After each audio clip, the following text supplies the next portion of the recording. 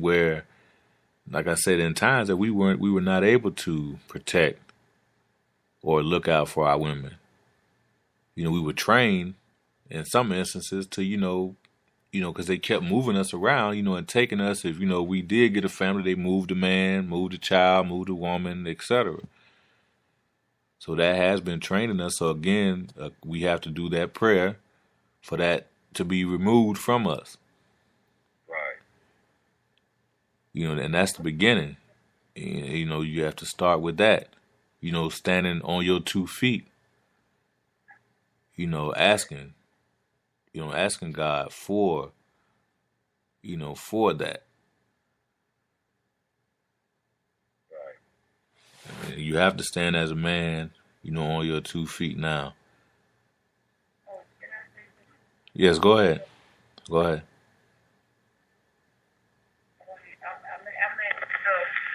I know I was reiterating on what my husband was talking about the brothers and sisters who glorify the life of crime. But something also I want to tell you niggardly people about all this Black Lives Matter and no justice, no peace, and all that. And these Yakub children and the slave masters and these children still able to do business as usual. Don't come talking about no Black Lives Matter and all this other stuff. If you on TV talking about you forgive your son and daughter killers and all, man, Black lives can't matter to you if you sitting here.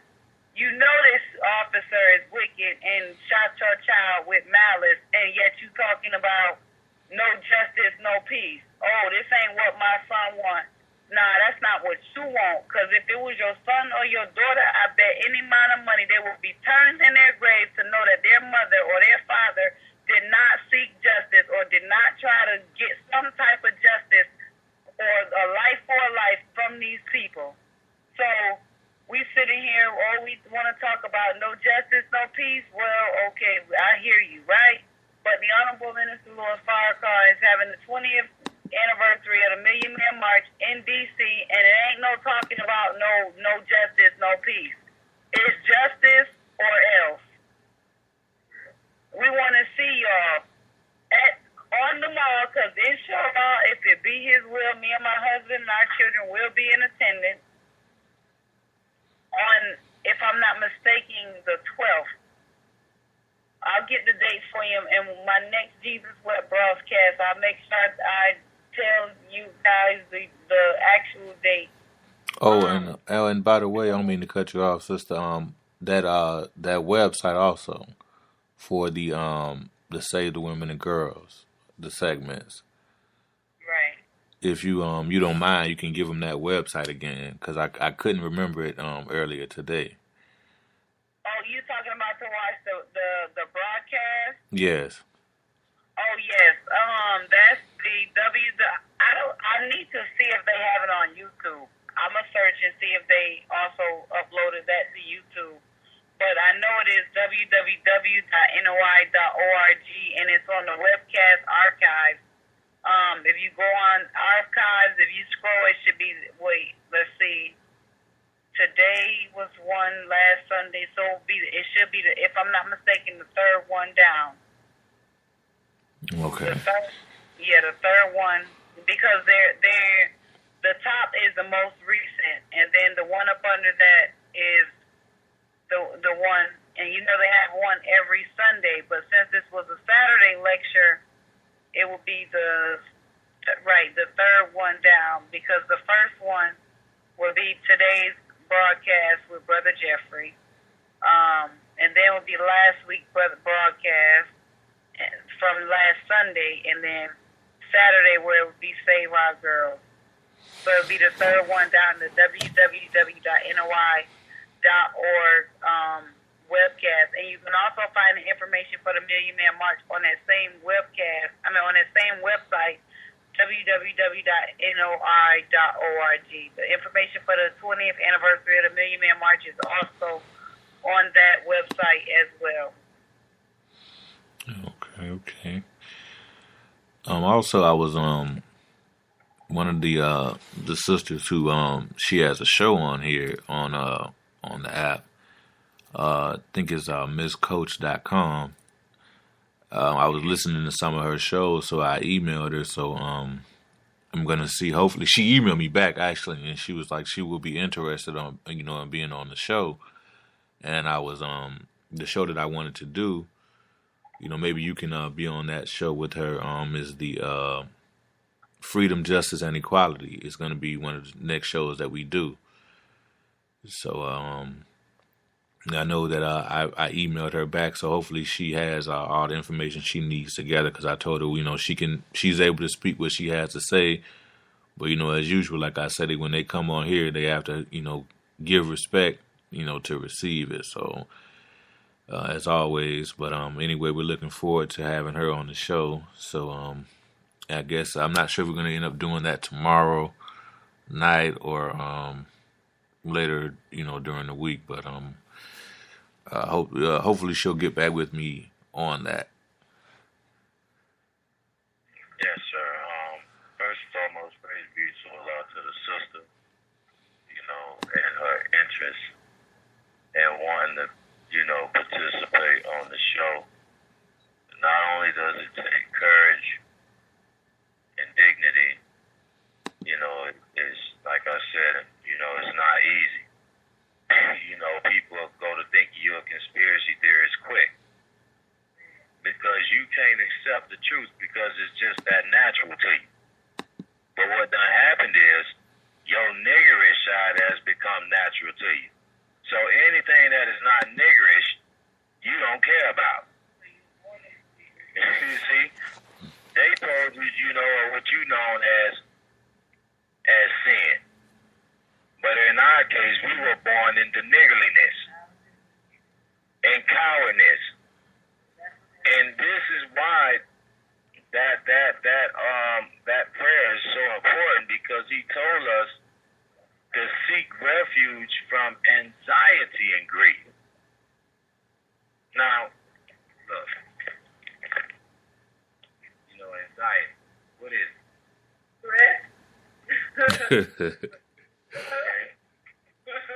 And that promotes niggardliness when you are stressed out. That causes the sister not to want to cook you nothing when you come home. That's her niggardliness side. Okay? So, it ain't funny, but when it's the truth. Exactly. So we can laugh about it when you are immune. Okay? When you are immune, you can laugh about it because you remember when you were in your niggardliness. Now, like I said, we ain't perfect. God said that he did not create the world perfect. He created it under the number 6, which is imperfection. And ain't none perfect but him and he alone. So don't think we up here because we got a nice amount of data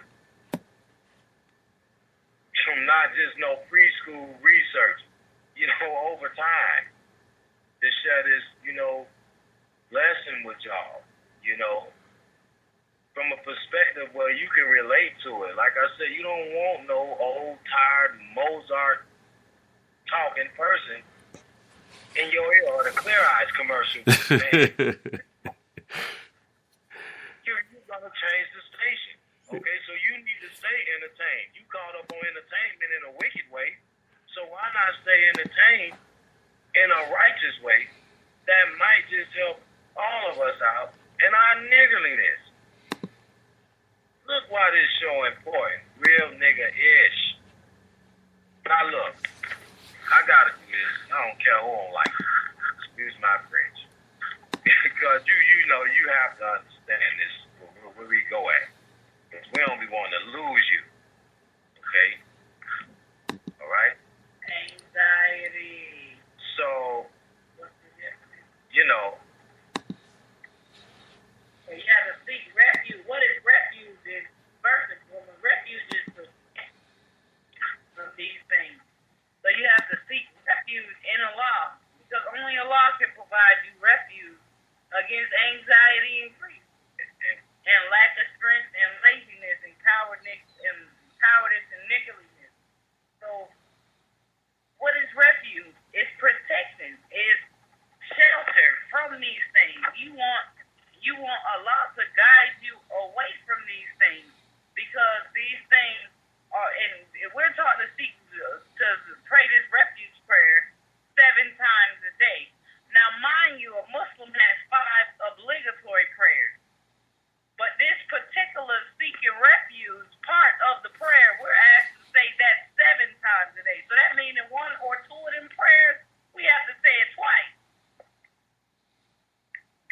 just that niggerly. Because we just that niggerly.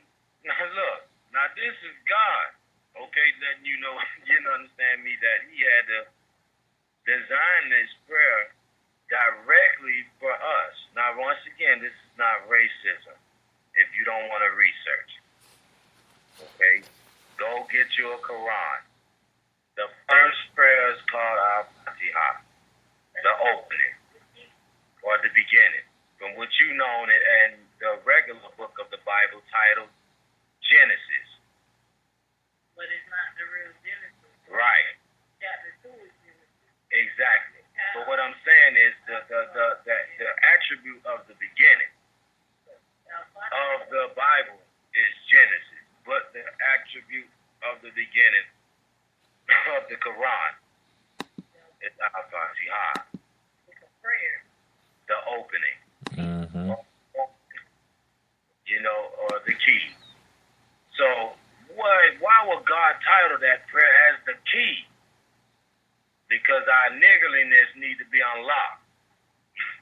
You know, and then once recognized, it need to be locked away. So we won't be promoting real nigga-ish actions. Okay? So, brothers and sisters, I hope y'all know that this is a heart-filled message. I hope you can tell it by our passion.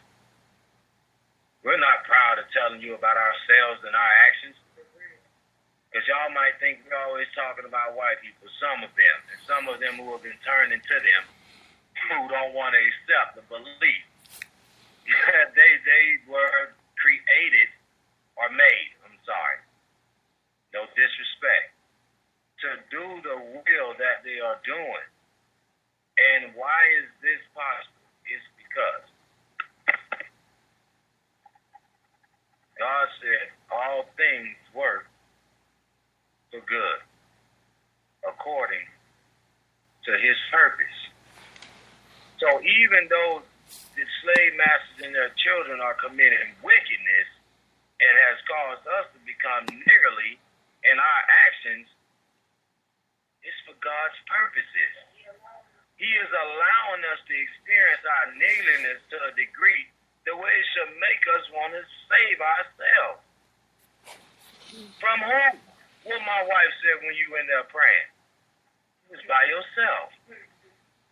So you have to understand you got a little devil that God implemented within yourself as a challenge to your true self.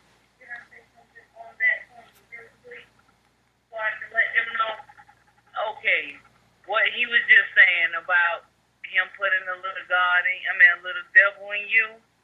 Rewind 76 trillion years ago when the creator of the heavens and the earth and the originator of the universe was creating himself in triple darkness. He knew that he had an opposite side to himself. He knew that it was a little person inside that's like, well, why that gotta be like that type vibe. So fast forward to 6,000 years ago. Now, it took 76 trillion years. Why? Because sometime after him creating himself in triple darkness, we had another one of our scientists trying to kill us all off.